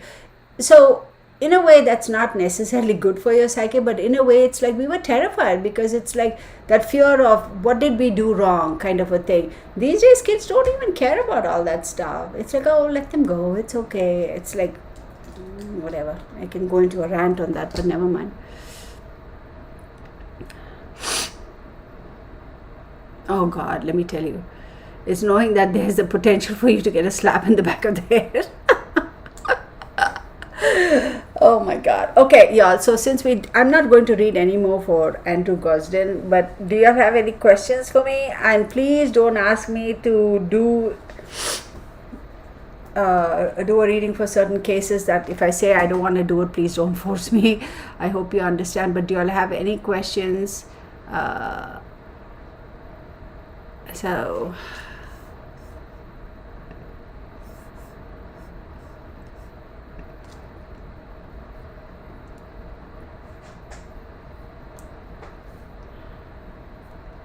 oh my God, sunshine dragonfly.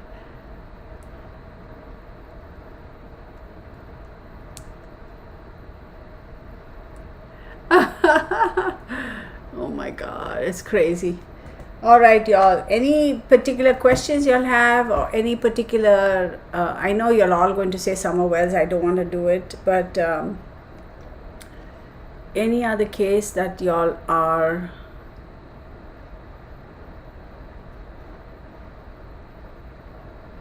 Okay, nobody wants to answer. I suppose today is going to be Buddy Holly. Oh yeah. Huh. Interesting. Oh yeah, Elizabeth. I mean, I remember days when you would be like so terrified. Oh, we would get it. If we got into trouble and didn't listen. John Gitty? Or you're talking about John Gotti? Lucinda, yeah. John Gitty or John Gotti? I think I did one on Gotti, didn't I? Gypsy, let me see. I don't know who this John Gitty is. Could be a typo.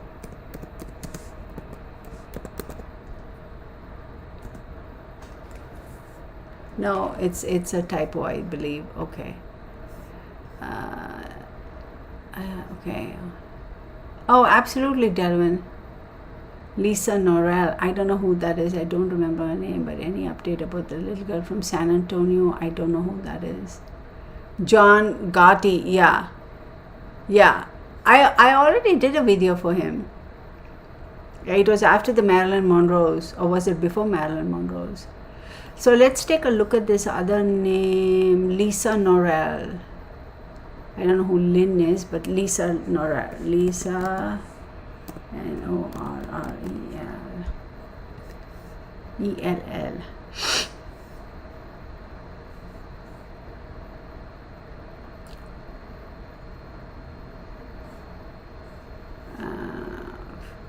Lisa Norrell. Something about 15-year-old Mexican girl named Lisa Diane Norrell. Okay, let me do Lisa Norrell, okay?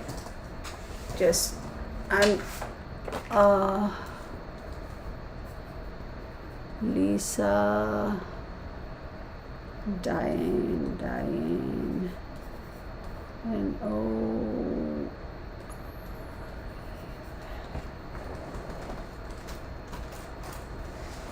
okay.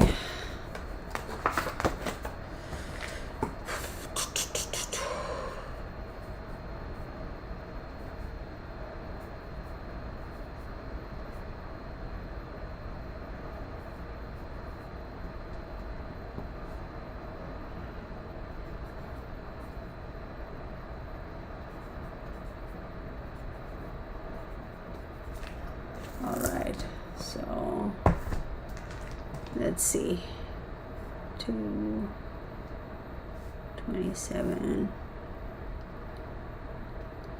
36, 27, 28, 29, 30, 31, 32, 33, 34, 35, 36, 36, 46, 56, 56, 60, 60, 70, 77, 14, that's 5. Okay, 5. Yeah. Yeah, I don't know. Let's see. Oops. Let's see when her birthday is.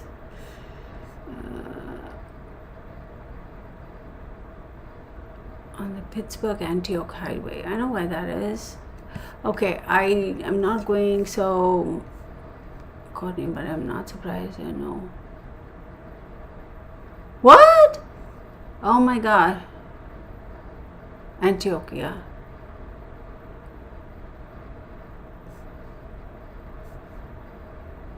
Oh my God. Alia, you're always very, very kind. Too kind. From a quinceanera, oh my God, this blows my mind. Even metal, yeah, I know, that's crazy. That's what life has come to, isn't it? Okay, Amelia Earhart. That's one for another day. But let me do Lisa Diane Norrell. Oh my God, this poor girl. I don't think she. See, 5s is a very, very difficult number any which way you cut it in the tarot. 5 of Cups talks about emotional alienation. 5 of Pentacles talks about financial, materialistic alienation or loss. 5 of Swords talks about violence, abusive relationships, theft. 5 of Wands talks about challenges, obstacles, etc. So any which way you look at it, the number 5 is like really, really a difficult thing to overcome. So I'm going to say, did she stand a chance? I don't think she stood a chance. But let's see what I'm going to do this. Actually, I'm going to do this.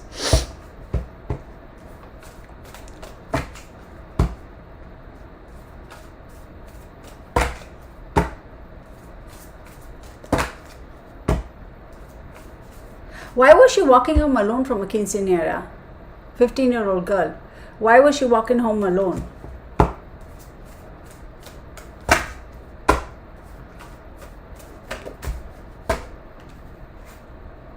The Star card and the Emperor. Why was she walking on home alone from a quinceanera? Where were her parents? The Hangman. The Justice card. No, y'all, this is something else. Justice card. And this is the Chariot. Okay, she was kidnapped. I'm going to tell you. Okay, this is... okay. There is certainly envy over here. I don't know what this envy is. The Star card almost feels like somebody felt upstaged by her or somebody was envious of her. The Emperor card is telling me that there was somebody who is a very strong character, who's very bold, not very tall, okay, maybe 5'8" at the most, okay. I'm going to go so far as to say this individual also has some sort of a tattoo somewhere on their body which symbolizes the sun and the moon and the stars. And they will have a falcon tattoo on them. This person has a beard or a scruff, like would I call it a 5 o'clock shadow? A little more than a 5 o'clock shadow. The Hangman is telling me this person had been sitting on this for a while and thinking about this for a while. 1, 2, 3, 4, 5, 6, 7, 8. and then the Justice card. So, okay, so this individual was waiting for something to come through which didn't, like a promise made or a debt to be repaid, which did not come through. And then they felt they had to take action and justify. And this is like a settling of a debt. This is a settling of a debt. 1, 2, 3, 4, 5, 6, 7, 8, 9, 10. This is a settling of a debt, y'all. She was taken away in a vehicle. Okay, it's not a fancy looking vehicle, but taken away in a vehicle. I wouldn't be surprised if the vehicle had dual tone. Okay, she was snatched, taken away, and she was done for and just discarded. This is a settling of debt. So either they felt upstaged by her or somebody. This is a settling of debt. This is a settling of debt.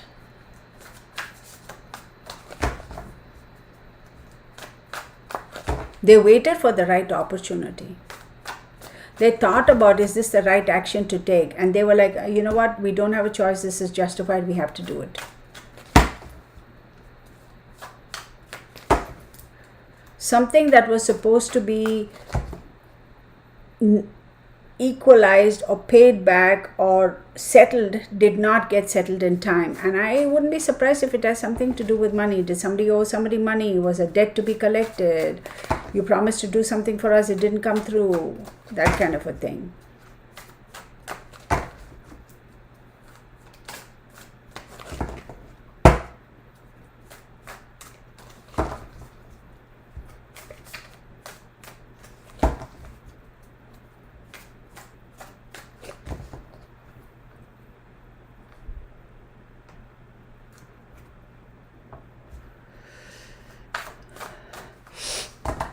Yeah, Karen, Malvina. Hey, Karen. Good to see you here. Yeah, I mean, yeah, I understand, a lot of kids work at that age, etc. But you go to a quinceañera, you're 15, it's like, I don't know, y'all. Don't quinceañeras usually happen in the evening and dinner? And, how far did she have to walk? Good question, Gypsy Girl. Let me find out.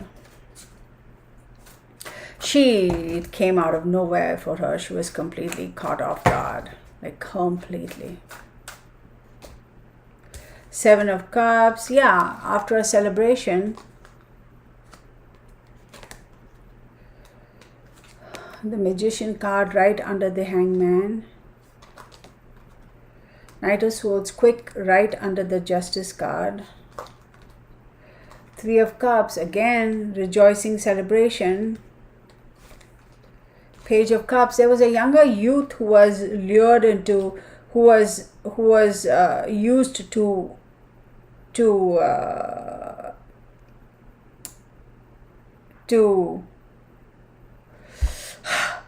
okay, so this was definitely after a party, lot of drinking and dancing and eating and enjoying good times. Whoever this person is, the Magician and the Empress, the same energy, had to take this action to stop this situation, this settling of debt getting out of control or being further delayed, because there were other people who were noticing and who were talking about it. So I do believe this could have something to do with somebody higher up saying, hey, you better deal with this situation, because I don't like what I'm hearing. Why is it still pending?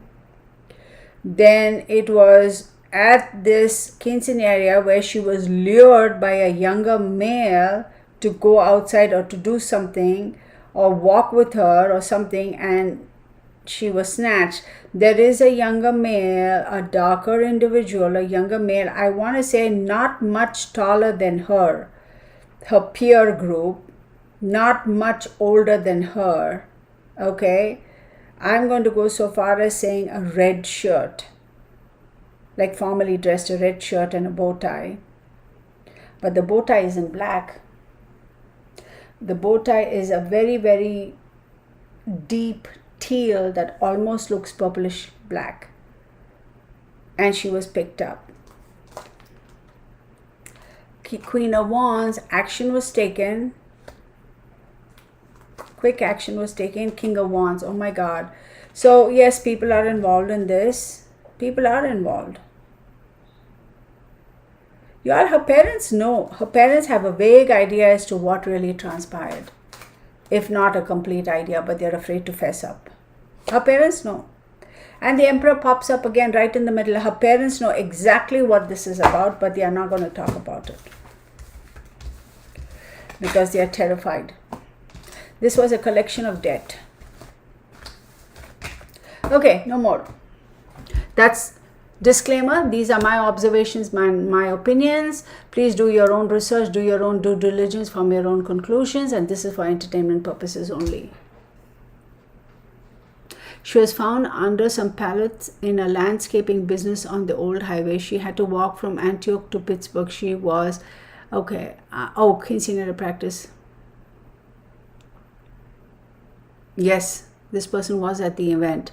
The peer who lured her, but the person who actually picked up in the vehicle was a little away. So it was almost like he was accompanying her.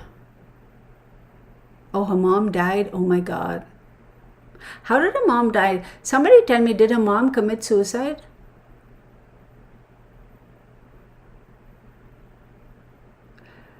Hey, Rockin' Robin. Have a great evening. Did her mom commit suicide? I don't know who. Hey, Danica. Joe Pickler. Who is that? Let me see. I'm going to do this for a little longer and then I'm going to stop. Joe. Pichler.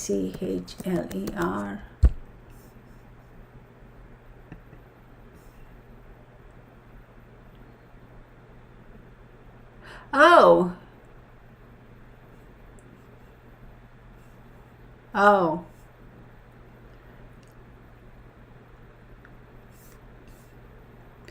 I never knew about it. Is she at peace? I don't know. I haven't gone so far as to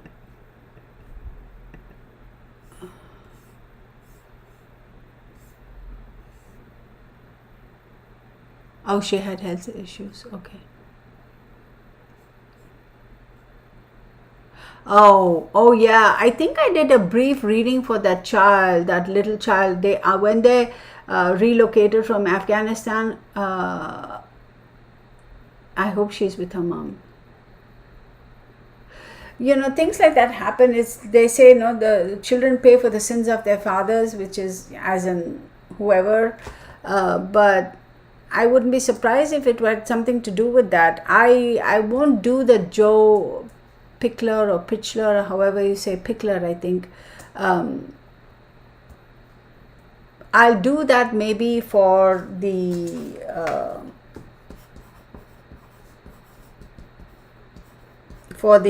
Movie Star Monday. I'll do that. That'll be an interesting read. It's terrible, y'all. It's terrible. So I'm going to stop, y'all, because I feel like this has gone on enough. I mean, I think this is the first time live stream is ending before 2 hours, right? But that's fine. I mean, no point in dragging it out. But thank you, everybody. So I'm going to say I will do that joke. Who suggested that? Because let me see. Somebody said Joe. Who said Joe Pitchler? Oh my God, I wanted to make a note of your name so I could give you a shout out, and I don't. Oh, Danica Kimball.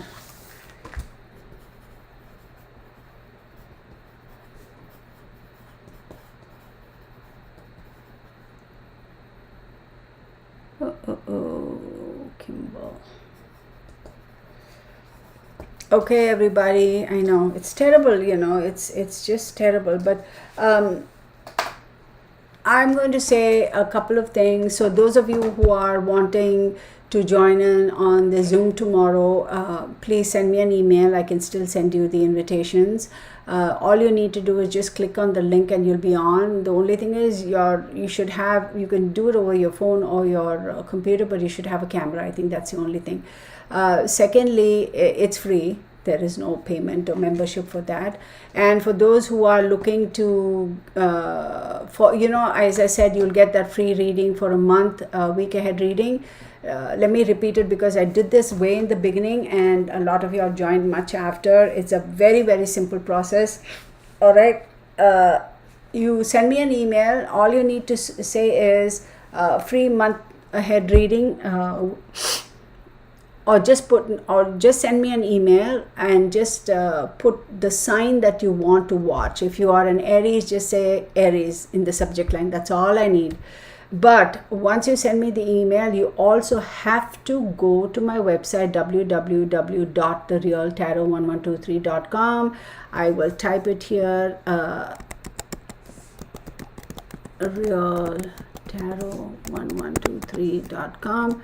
Please visit my website and please register as a member. Registration is free, and please keep in mind your emails are never shared with anybody. You are not going to get spam emails from me. There's none of that happening, that I can assure you.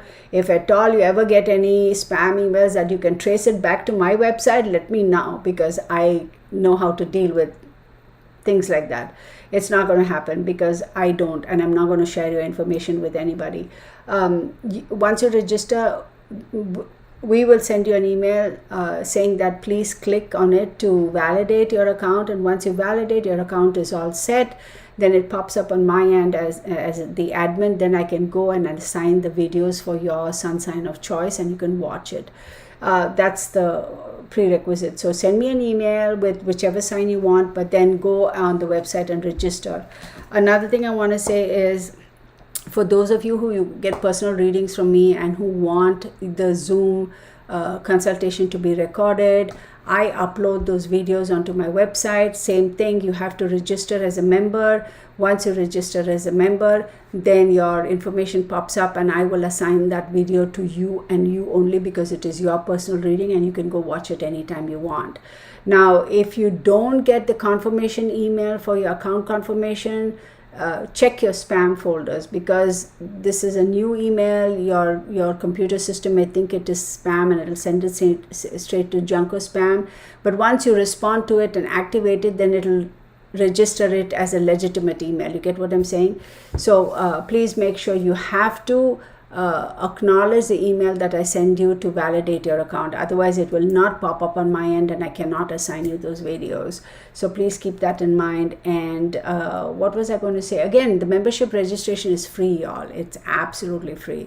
And also, moving on in future, if I have any videos that I just want to share with those members on my website, I will assign those videos to y'all and y'all can watch. It could be general videos, things like that. So anyway, that's all I got to say for now. I hope, am I missing anything? Let me see. I'm probably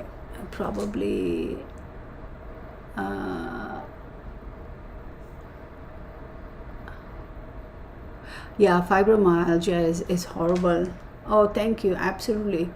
So, Karen, thank you. Pandora Spock, Susie Q, Alia Ali, Carrie Finlay, Sunshine Dragonfly, Gypsy Girl, Afro-Human, May, Delvin Auntie, Sherilyn Schaffner, Margaret Rodriguez, Tanya Hines, Elizabeth Anguiano, Solder children on my list. Okay, hang on. Let me note that. Tanya. I've never heard of that case. Somebody sent me another email about a young girl, and I read it and I flagged it, but I didn't look it up. So maybe I'll add that to next Friday. Sherilyn Schaffner, Debbie Bagley, then Carriage House, Courtney,